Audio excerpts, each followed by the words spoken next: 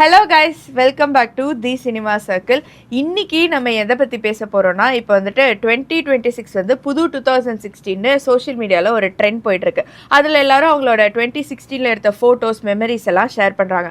அந்த வகையில் நம்மளும் வந்துட்டு 10 வருஷத்துக்கு முன்னாடி வெளியான படங்கள், நிறையா படங்கள் வந்துட்டு அப்போ ரிலீஸ் ஆச்சு. அதில் வந்து யூஷுவல் ஸ்டோரி கான்செப்ட் இல்லாமல் யுனிக்காக இருக்கிற சில படங்களை பற்றி இன்னைக்கு நம்ம வந்துட்டு பேசலாம். ஓகே, அதுக்கு முன்னாடி இந்த வாரத்துக்கான அப்டேட் அப்படின்னு பார்க்குறப்போ கராத்தே பாபுவோட ட்ரீசர் வெளியாகிருக்கு. இது வந்து டாடா படத்துடைய டேரக்டரான கணேஷ் கே பாபுவோட இயக்கத்தில் ரவி மோகன் நடிப்பில் ஒரு பொலிட்டிக்கல் ஜானரில் வெளியாக இருக்குது. நெக்ஸ்ட் வந்து ஹிப்ஹாப் தமிழாவோட மீசை முறுக்கு 2க்கான அப்டேட்டும் வந்திருக்கு. இதில் ஹர்ஷத் கானும் நடிக்க போகிறதா ஹிப்ஹாப் தமிழாவே சொல்லியிருக்காரு. நெக்ஸ்ட் லோகேஷோட அடுத்த படத்தில் அல்லு அர்ஜுன் தான் ஹீரோவாக பண்ண போகிறாரு. இதுக்கான அனௌன்ஸ்மெண்ட் வீடியோவுமே ரீசெண்டாக வந்துருந்துச்சு. நெக்ஸ்ட்டு புருஷன், இந்த படத்தில் சுந்தர் சி, விஷால், ஹிப்ஹாப் தமிழா இந்த காமோ திரும்ப ஒன்று சேர்றாங்க. இதுக்கான அனௌன்ஸ்மெண்ட் வீடியோவும் வந்து இப்போ சோஷியல் மீடியாவில் இது ட்ரெண்டிங்காகவும் போயிட்டுருக்கு. ஸோ இதுதான் இந்த வாரத்துக்கான அப்டேட். முன்னாடிலாம் வந்துட்டு, முன்னாடின்னு இல்லை இப்பயுமே வந்துட்டு அதர் ஸ்டேட் ஹீரோயின்ஸ் எல்லாம் நிறையா தமிழ் படங்களை பார்க்க முடியுது அப்படின்னு சொல்லிட்டு நம்ம இதுக்கு முன்னாடி இருக்கிற வீடியோஸ்லாம் கூட பேசியிருக்கோம். ஹீரோயின்ஸ் பிரச்சனையே இன்னும் முடியாத நேரத்தில் இப்போ வந்துட்டு அதர் ஸ்டேட் ஹீரோஸுக்கும் நம்ம வந்து மாறிட்டோம். இது வந்து எந்த அளவுக்கு ஹெல்தின்னு வந்து எனக்கு தெரியல. ஏன்னா தமிழ்லேயே வந்து அப்கமிங் ஹீரோஸ் இருக்காங்க, நிறையா தமிழ் பேசக்கூடிய வெல் நோன் ஹீரோஸே இருக்காங்க. நியூ ஃபேஸஸ் எல்லாம் கூட இன்ட்ரடியூஸ் பண்ணலாம். இந்த மாதிரி இல்லாமல் நம்ம வந்துட்டு ஃபுல்லாக கமர்ஷியலாக மாதிரி ஒரு பேன் இண்டியா அளவுக்கு போகணும் அப்படின்னு சொல்லிட்டு அதர் ஸ்டேட் போகிறது எனக்கு வந்து அது எப்படி எடுத்துக்கிறதுனே நிஜமா தெரியல. இதை பற்றி நீங்கள் என்ன நினைக்கிறீங்க அப்படிங்கிறதையும் வந்துட்டு கமெண்ட்ஸில் சொல்லுங்கள். இப்போ இந்த அப்டேட் கூட வந்து இந்த வாரம் புது ரிலீசஸ் அப்படின்னு பார்த்தோன்னா திரௌபதி 2, ஹாட்ஸ்பாட் 2, அப்புறம் வந்துட்டு ஜாக்கி. இதோட வந்துட்டு கடைசியாக தான் வந்து சேர்ந்தார் விநாயக். அதாவது மங்காத்தாவும் ரீரிலீஸ் ஆயிருக்கு. ஸோ இதெல்லாம் தான் இந்த வாரம் தியேட்டரில் ஓடக்கூடிய படங்கள். ஓகே, இப்போ வந்துட்டு நம்ம டாபிக் உள்ள போகலாம். ஃபர்ஸ்ட் வந்துட்டு இறுதி சுற்று. சுதா கோங்கரா டைரக்ஷனில் மாதவன், ரித்திகா சிங் நடிப்பில், சந்தோஷ் நாராயணன் இசையில் வெளியான படம். இந்த படத்துக்கான கதையை 2011 எழுதி ஃபர்ஸ்ட் வந்து தெலுங்கு ஆக்டரான வெங்கடேஷ் கிட்ட தான் போய் அப்ரோச் பண்ணியிருக்காங்க. அவர் நோ சொன்னதுக்கு அப்புறம் தான் இந்த கதை வந்து மாதவன் கிட்ட வருது. இந்த படம் வந்துட்டு தமிழ், ஹிந்தின்னு 2 லாங்குவேஜ்லையும் சைமல்டேனியஸாக ஒரு 42 டேஸ்லேயே எடுத்து முடிச்சிட்டாங்களாம். இந்த படம் ரிலீஸ் ஆகி பயங்கர ஹிட் ஆச்சு. அந்த ஹிட்டை வச்சு மறுபடியும் வெங்கடேஷ்ட அப்ரோச் பண்ண அவர் ஓகே சொல்லி அதுதான் தெலுங்குல வந்துட்டு குரு அப்படின்னு சொல்லிட்டு ரீமேக் ஆயிருக்கு. ஸோ இந்த படம் வந்துட்டு ரிலீஸ் ஆன டைம்ல நிறைய கான்ட்ரவர்சிஸ் நடந்தது. சில பேர் வந்து இது என்னோட கதை அப்படின்னு சொல்லிட்டு குற்றச்சாட்டுலாம் வச்சாங்க. அதுல முக்கியமானவங்க வந்துட்டு துளசி ஹெலன். ஸோ அவங்க வந்து மேக்சிமம் இதுல இருக்கிற எல்லாமே என்னோட கதை தான், நான் தான் டைரக்டர்கிட்ட சொன்னேன், ஆனா அவங்க வந்து எனக்கு கிரெடிட்ஸே கொடுக்கல அப்படிங்கிற மாதிரி சொன்னாங்க.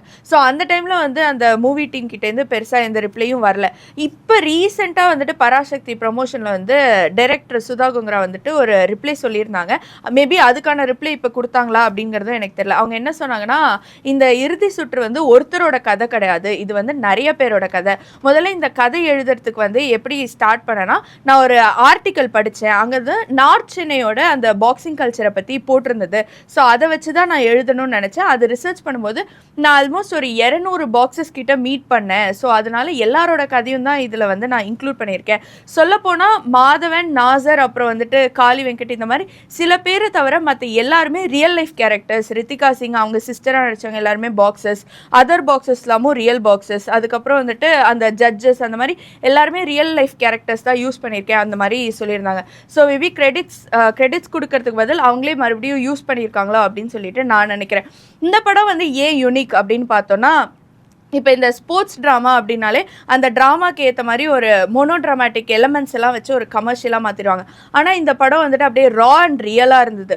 ஸோ அதனாலே இது வந்து யூனிக்கான படமாக இருக்குது அப்படின்னு சொல்லிட்டு நான் நினைக்கிறேன். ஓகே, நெக்ஸ்ட்டு வந்து குக்கு படத்தோட டேரக்டரான ராஜமுருகன் இயக்கத்தில் குரு சோமசுந்தரம் நடிப்பில் 2016 ரிலீஸ் ஆன படம் தான் ஜோக்கர். இந்த படத்தில் அரசியலாக இருக்கட்டும், ஒரு சோஷியல் இஷ்யூவாக இருக்கட்டும், ரொம்பவே நல்லா காமிச்சிருப்பாங்க. முக்கியமாக கிராமப்புறங்களில் டாய்லெட் வந்து எந்த அளவுக்கு முக்கியம் அப்படின்றத ரொம்பவே ஸ்ட்ராங்காக சொல்லியிருக்காங்க. அந்த டைமில் பிரதமரும் இந்த டாய்லெட் அவேர்னஸ் பற்றிலாம் பேசிகிட்டு இருந்தனால அவரும் இந்த படத்தை பார்க்கணும் அப்படின்னு சொல்லிட்டு சோஷியல் மீடியாவில் ட்ரெண்டும் பண்ணிகிட்டு இருந்தாங்க. என்னதான் இந்த படத்தில் நிறைய அரசியல் பேசி இருந்தாலும் அந்த டைமில் சென்சார் போர்டு இந்த படத்துக்கு யூ சர்டிஃபிகேட்டும் கொடுத்துருக்காங்க. எனக்கு என்ன தோணுது அப்படின்னா, இவர் ஜேர்னலிஸ்ட் அப்படின்றதுனால இவருக்கு ஆல்ரெடி தெரிஞ்சிருக்குமோ என்னமோ தெரியல, இந்த விஷயம்லாம் பண்ணணும், இதெல்லாம் பண்ணக்கூடாது, இதெல்லாம் பண்ணால் யூ சர்டிஃபிகேட் கொடுப்பாங்க அப்படின்றதுல கிளியராக இருந்ததுனால தான் இந்த யூ சர்டிஃபிகேட் வாங்கினாரு அப்படின்ற மாதிரி எனக்கு தோணுச்சு. இந்த படத்தோட ஆக்டரான குரு சோமசுந்தரம் வந்து ஒரு இன்டர்வியூவில் சொல்லியிருப்பாரு, இந்த டேரக்டர் கூட ஒர்க் பண்ணது வந்து எனக்கு ரொம்ப ஆர்கானிக்காக இருந்துச்சு. ஏன் அப்படின்னா அந்த கேரக்டரைசேஷன், அப்புறம் இந்த டைலாக் டெலிவரி, இந்த கேரக்டருக்கான லுக்கு, இது எல்லாத்தையுமே ப்ரீ ப்ரொடக்ஷன்லேயே முடிவு பண்ணிடுவார். முக்கியமாக 90% ஆஃப் த ஷூட் வந்து ரிகர்சலுக்கு அப்புறம் தான் ஷூட்டிங் ஸ்பாட்டுக்கே போனோம். அந்த அளவுக்கு டேரக்டர் வந்து கிளியராக இருந்தார் அப்படின்ற மாதிரி சொல்லியிருப்பாரு. இந்த படத்தோட டேரக்டரான ராஜமுருகன் வந்து ஒரு ப்ரெஸ் மீட்டில் சொல்லியிருப்பாரு, இந்த படம் வந்து பாக்ஸ் ஆஃபீஸில் எந்த அளவுக்கு சக்ஸஸ் ஆகும்னு எனக்கு தெரியல, ஆனால் இந்த படம் வந்து ஒரு நல்ல படம் எடுத்த ஃபீல் வந்து எனக்கு கொடுத்துருக்கு அப்படின்ற மாதிரி அவர் சொல்லியிருப்பாரு. எனக்குமே இந்த படம் வந்து அவ்வளோ ஃபேவரட்டான ஃபிலிம் அப்படின்னே சொல்லலாம்.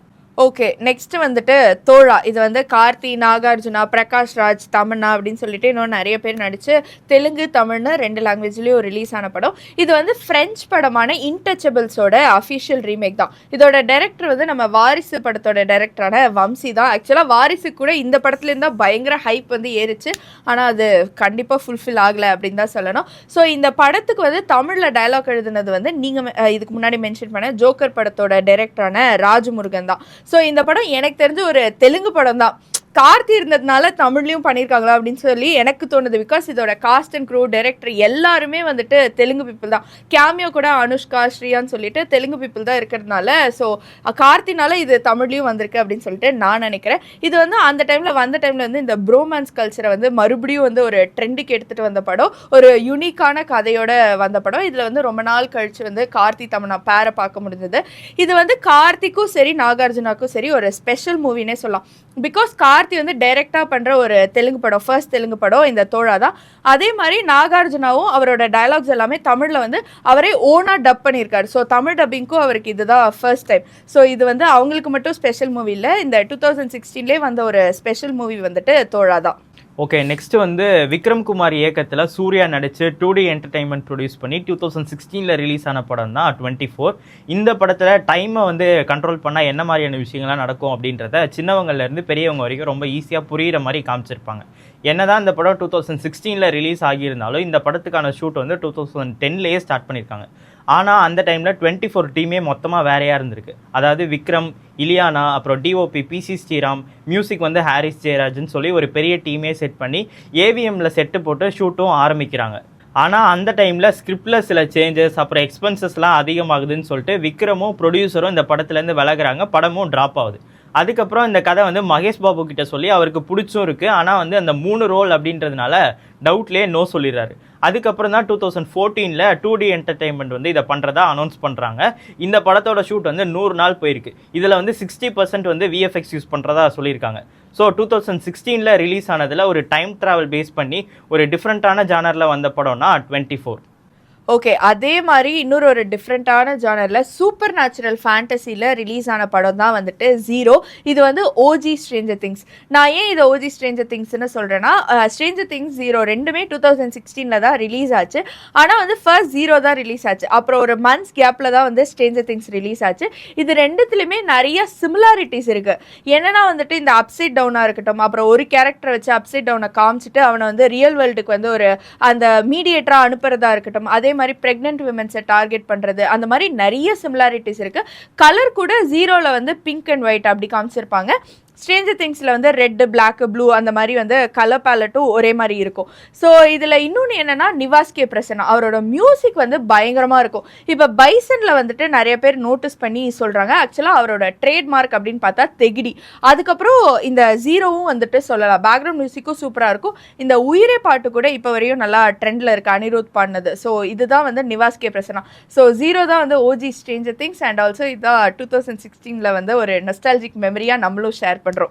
ஓகே, எனக்கு தெரிஞ்சு வந்து இந்த வில் வந்து எப்படி மைண்ட் ஃப்ளேயர் கூடயும் வெட்னா கூடயும் கனெக்டடாக இருப்பானோ அந்த மாதிரி டஃபர் பிரதர்ஸ் கூட இந்த படத்தோட டேரக்டரான சிவ்மோகா வந்து கனெக்டடாக இருக்காரோ, அதனால தான் இவங்க 2 பேரும் ஒரே மாதிரி யோசிச்சிருக்காங்களோ, ஒரே டைமில் ரிலீஸும் பண்ணியிருக்காங்க அப்படின்ற மாதிரி எனக்கு தோணுது. இன்னொரு விஷயம் வந்து என்னென்னா, இப்போ வந்து ஸ்ட்ரேஞ்சர் திங்ஸோட ஃபைனல் எபிசோட்ஸ் சீசனே வந்து முடிஞ்சிருச்சு. ஆனால் சோஷியல் மீடியாவில் ஒரு தியரி பரவிட்டு இருக்கு. என்ன அப்படின்னா, இது வந்து ஃபேக்கான எபிசோடு, ஒரிஜினல் எபிசோடு வந்து இனிமேல் தான் விடுவாங்க அப்படின்ற மாதிரி சொல்லிகிட்டு இருக்காங்க. நானுமே அது கேட்குறப்போ நல்லா இருந்துச்சு. ஸோ வந்து ஃபைனல் எபிசோட்காக நானும் வெயிட் பண்ணிகிட்ருக்கேன். நீங்களும் யாராவது வெயிட் பண்ணிகிட்டு இருந்தீங்கன்னா கண்டிப்பாக கமெண்ட்ஸில் சொல்லுங்கள். இந்த வெயிட்டிங்ல இருக்கிறவங்களெல்லாம் பார்க்கும்போது டெலுலு இஸ் த சொல்லுலுன்னு ஒரு அப்சைட் டவுன்லேயே ஸ்டக் ஆகி இன்னும் வந்து ஏதோ ரியாலிட்டிக்கு வராமல் முடிஞ்சு போனதுக்காக வெயிட் பண்ணுற மாதிரி இருக்குது. ஆக்சுவலாக ரியாலிட்டிக்கு வாங்க, ஸ்ட்ரேஞ்சர் திங்ஸ் வந்து முடிஞ்சு போச்சு. இல்லை என்னதான் முடிஞ்சிருந்தாலும் வந்தால் நல்லா இருக்கும் அப்படின்றது தான் இங்கே வந்து பேசப்படுது. முடிஞ்சிருச்சு, ஆனால் அதை வந்து அக்செப்ட் பண்ணிக்க முடியல. ஓகே, இன்னொரு எபிசோடு வந்தால் நல்லா இருக்கும்ல அப்படின்ற மாதிரி தான் இன்னும் நிறைய பேர் இருக்காங்க. நானும் அந்த மாதிரி தான் இருக்கேன். ஓகே, இந்த வீடியோ பார்த்துட்டு டஃபர் பிரதர்ஸ் வந்து இன்னொரு எபிசோட் உங்களுக்காக விடுறாரான்னு பார்ப்போம். ஓகே, இப்போ வந்து ஸ்ட்ரேஞ்சர் திங்ஸ் வந்ததுலேருந்து எல்லாரும் வந்து ஸ்ட்ரேஞ்சர் திங்ஸை தான் வந்து பெருசாக பார்க்குறாங்க, அதை பற்றி தான் பேசுகிறாங்க. ஆனால் இப்போ எனக்கு என்ன தோணுதுன்னா ஜீரோ தான் வந்துட்டு பெருசாக தோணுது. பிகாஸ் 2016 டைமில் ரெண்டும் வந்துச்சு. ஆக்சுவலாக ஸ்ட்ரேஞ்சர் திங்ஸை கம்பேர் பண்ணி பார்க்கும்போது அதுக்கு நிறைய பட்ஜெட், அதுக்கு இருந்த சோர்ஸு பார்க்கும்போது அந்த மாதிரி ஒரு அவுட்புட் வந்தது. இப்போ ஜீரோக்கு இருந்த சோர்ஸ் அண்ட் அந்த பட்ஜெட்டில் வந்து இவங்க இந்த மாதிரி ஒரு இப்படி ஒரு திங்கிங்கில் ஒரு படம் கொடுத்தது வந்து எனக்கு ஸ்ட்ரேஞ்சர் திங்ஸை விட இப்போ வந்து ஜீரோ தான் வந்துட்டு பெருசாக தெரியுது. ஓகே, அதே ஜீரோ பட டைரக்டர் வந்து ஷிவ் மோகா வந்து இப்போ ஆசை அப்படின்னு சொல்லிட்டு கதிர் வச்சு ஒரு படம் பண்ணுறாரு. ஸோ அதுவும் எப்படி வருது அப்படின்றத வெயிட் பண்ணி பார்க்கலாம். நெக்ஸ்ட் வந்து ஜில் ஜங் ஜக். இந்த படத்தோட டைட்டிலே டிஃப்ரெண்ட்டாக இருக்குல்ல. இந்த படத்தோட டைட்டில் மட்டும் கிடையாது, இந்த படமே டிஃப்ரெண்ட்டாக தான் இருக்கும். அதாவது இந்த படத்தில் வர கேரக்டர்ஸ் நேமு, அப்புறம் காஸ்டியூம்ஸு, கலர்ஸு, சினிமோட்டோகிராஃபி, இது மாதிரி நிறையா சொல்லிகிட்டே போகலாம் அந்த படத்தில் டிஃப்ரெண்ட்டாக இருக்கிறது அப்படின்னு சொல்லிட்டு. இந்த படத்தோட டேரக்டரான தீரஜ் வந்து ஒரு சாஃப்ட்வேர் இன்ஜினியராக இருந்து அதுக்கப்புறம் ஃபிலிம் மேக்கர் ஆனவர். இந்த படத்தோட ஒன்லைன் ஃபஸ்ட்டு கிரியேட் பண்ணிட்டு சித்தார்த் கிட்ட வந்து சொல்கிறாரு, இது நல்லா இருக்கே அப்படின்னு சொல்லி டெவலப் பண்ணி தான் இவரோட ப்ரொடக்ஷன், அதாவது சித்தார்த்தோட ப்ரொடக்ஷன்லேயே இந்த படத்தை வந்து பண்ணுறாங்க. இந்த படத்தோட ஷூட் மொத்தமாகவே 38 நாளில் தான் முடிச்சிருக்காங்க. என்னதான் இது வந்து 2015லேயே முடிச்சிருந்தாலும் 15ல் வந்து ஃப்ளட் வந்தனால கொஞ்சம் போஸ்ட் ப்ரொடக்ஷனில் வந்து டிலே ஆகி 2016ல் தான் இந்த படம் ரிலீஸ் ஆகிருக்கு. இந்த படத்தில் பட்டர்ஃப்ளை எஃபெக்ட் அப்படின்னு சொல்லிட்டு ஒரு எஃபெக்ட் யூஸ் பண்ணியிருப்பாங்க. அது என்ன அப்படின்னா, ஒரு சின்னதாக நடக்கிற ஒரு விஷயம் எந்த அளவுக்கு ஒரு பெரிய இம்பேக்ட் க்ரியேட் பண்ணுது அப்படின்றத வந்து இந்த படத்தில் ரொம்பவே நல்லா காமிச்சிருப்பாங்க. இந்த படத்தில் ஷூட் த குருவி அப்படின்ற ஒரு சாங் வரும்ல, அந்த சாங் வந்து ஃபஸ்ட்டு சித்தார்த் தான் பாடி அதை தான் படத்தில் வச்சுருந்ததா சொல்கிறாங்க. ஆனால் சித்தார்த் தான் சண்டை போட்டு இதை வந்து அனிருத் பாடினா தான் நல்லாயிருக்கும் அப்படின்னு சொல்லி பாட வச்சு அந்த வெர்ஷன் தான் நம்ம இன்றைக்கி வந்து கேட்டுட்ருக்கோம். ஆனால் சித்தார்த் பாடினது இருக்குது, எப்போயாவது ரிலீஸ் பண்ணுவாங்க அப்படின்ற மாதிரி சித்தார்த் வந்து ஒரு இன்டர்வியூவில் சொல்லியிருப்பார். இப்போது 10 years ஆஃப் ஜில் ஜங் ஜக் வரும்ல, அதுக்கு கூட இது வரும் அப்படின்னு நான் எதிர்பார்க்குறேன். ஓகே, நெக்ஸ்ட்டு வந்துட்டு டிஃப்ரெண்ட்டான கதை கிடையாது, ஆனால் டிஃப்ரெண்ட்டான லுக் அண்ட் டிஃப்ரெண்ட்டான அந்த விஷுவல்ஸ்க்காக 2016ல் பேசப்பட்ட படம் அதுதான் வந்துட்டு ரெமோ.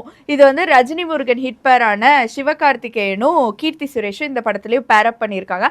ஆக்சுவலாக கீர்த்தி சுரேஷ்க்கு முன்னாடி அந்த ரோலுக்கு வந்து ஸ்ருதி ஹாசன், அப்புறம் சமந்தா, அப்புறம் எமி ஜாக்சன்லாம் வந்துட்டு வச்சுருந்தாங்களாம். நல்ல வேளை வந்துட்டு கீர்த்தி சுரேஷே தான் வந்து பேர் பண்ணியிருக்காங்க. இது நல்ல சாய்ஸ் தான் அப்படின்னு நான் நினைக்கிறேன். ஸோ இந்த படம் வந்துட்டு டிஃப்ரெண்ட் லுக், அதாவது வந்து சிவகார்த்திகேயன் லேடி கெட்டப், அந்த நர்ஸ் கெட்டப்லாம் வந்துட்டு பயங்கரமாக பேசப்பட்டுச்சு. கதை வந்து டிஃப்ரெண்ட்ல யூஷுவல் தான். சொல்ல போனால் கான்ட்ரவர்சியலான கதை அப்படின்னே வந்துட்டு சொல்லலாம். அந்த டைமில் பயங்கர கான்ட்ரவர்சி ஆச்சு அந்த கதைக்கு. ஆனால் வந்துட்டு வேலைக்காரன் ப்ரமோஷன் டைமில் வந்து எஸ்கே வந்து சொல்லியிருப்பாரு, இப்போ ஒரு ரெமோ பற்றி பேசுகிறாங்க, ஆனால் அந்த கான்ட்ரவர்சிக்கு அப்புறம் நான் ஒன்று ரியலைஸ் பண்ணேன், இதுக்கப்புறம் வந்துட்டு இந்த பொண்ணை சேஸ் பண்ணி டீஸ் பண்ணுற சீன்லாம் நடிக்க மாட்டேன், அதே மாதிரி குடிக்கிற சீன், ஸ்மோக்கிங் சீன்லாம் நடிக்க மாட்டேன்னு வந்துட்டு சொன்னார். ஆக்சுவலாக அதை ஃபாலோவும் பண்ணுறாருன்னு நான் நினைக்கிறேன். ஸோ இந்த படத்தோட டைரக்டரான பாக்யராஜ் கண்ணன் வந்து அட்லியோட அசிஸ்டண்ட். ஸோ ஃபர்ஸ்ட் வந்து எஸ்கே கிட்ட வந்து அட்லி தான் வந்துட்டு ஒரு சீனை வந்து டிஸ்கிரைப் பண்ணுறேன், இந்த மாதிரி என் அசிஸ்டண்ட் உனக்கு இந்த கதை எழுதுறாரு, இதில் ஒரு சீன் வந்து நான் சொல்கிறேன் அப்படின்னு சொல்லிட்டு சொல்கிறார். அப்பயே வந்து எஸ்கேக்கு வந்து பிடிச்சி போச்சு. அதுக்கப்புறம் இவர் டைரக்டர் வந்து சொல்லும்போது இவருக்கு பிடிச்சி ரெமோ மூலயமா அவரோட டைரெக்ஷனல் டெபியூவும் வந்துட்டு பண்ணுறாரு.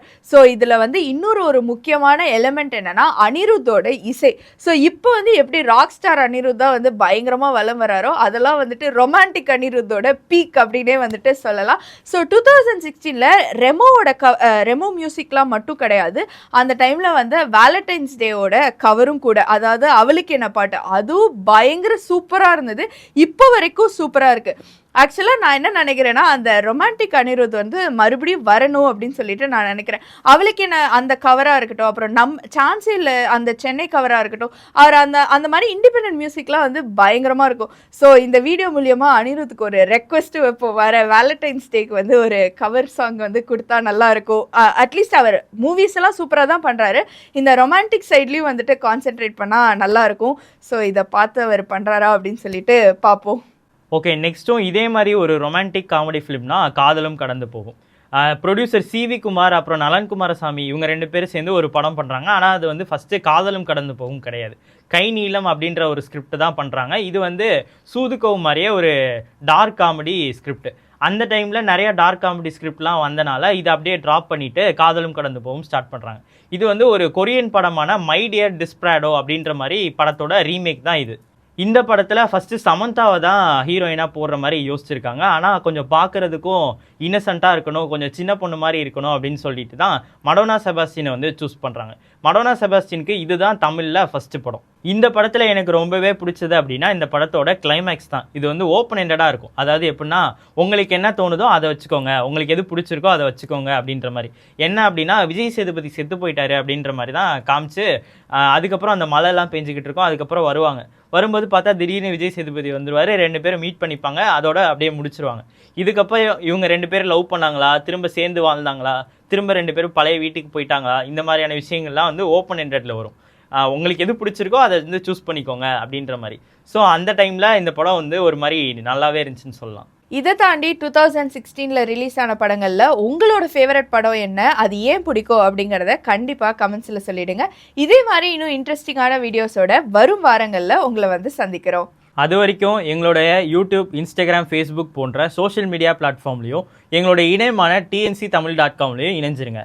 நான் மனோஜ். ஸ்ருதி பாலசுப்ரமணியன்.